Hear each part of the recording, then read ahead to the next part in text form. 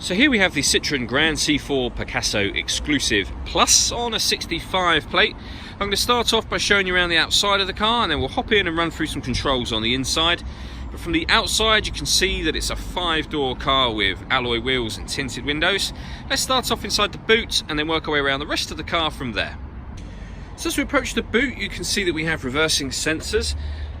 Plenty of space inside the car as well. At the moment all 7 seats are in position, as you can see. So this is the amount of boot space you have as a 7-seater. If you wish to fold these rear ones down, you can do. I'll do that now and I will show you exactly how much space you have afterwards. So as you can see, you get lots of extra space. These 3 seats that have now become the rear seats will also fold flat to give you even more space should you require it. So we're just going to work our way back round to the front of the car now, and then we'll hop in and run through some controls on the inside. But now that we've done a full circle of the car, you can see that it's in lovely condition the whole way round.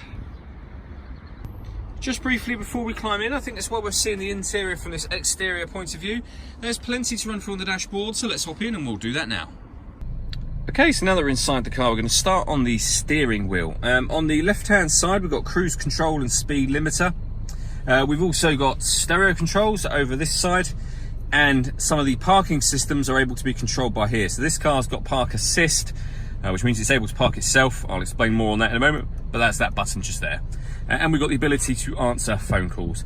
That is of course once the phone is paired, and that is done on the multimedia screen over in the centre. But before I come to that, directly above that we have the large, very large digital display that's you can see on the right hand side. We have a digital readout for the speedometer. We've got the fuel gauge above that.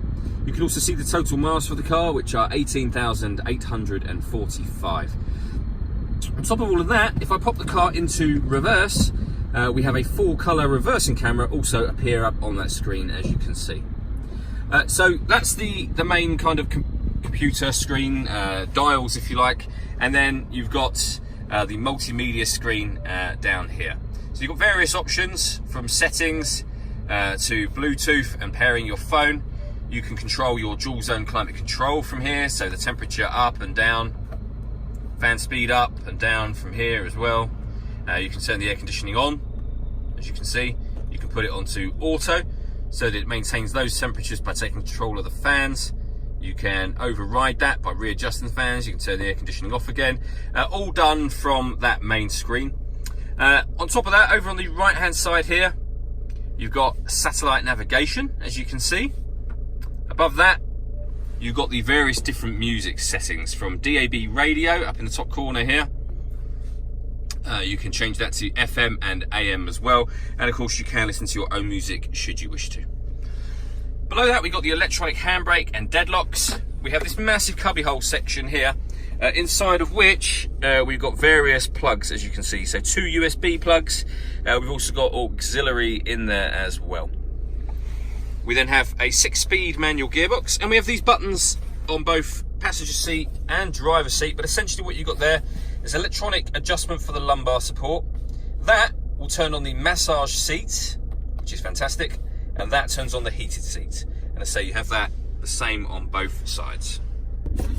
So the last thing I want to talk about is the panoramic glass roof. You can see the sunblind is closed at the moment. There's a dial up here. If you twist that, the sunblind will open in stages, but all the way to the back. So first of all, that lets in a huge amount of extra light should you wish to let that light in.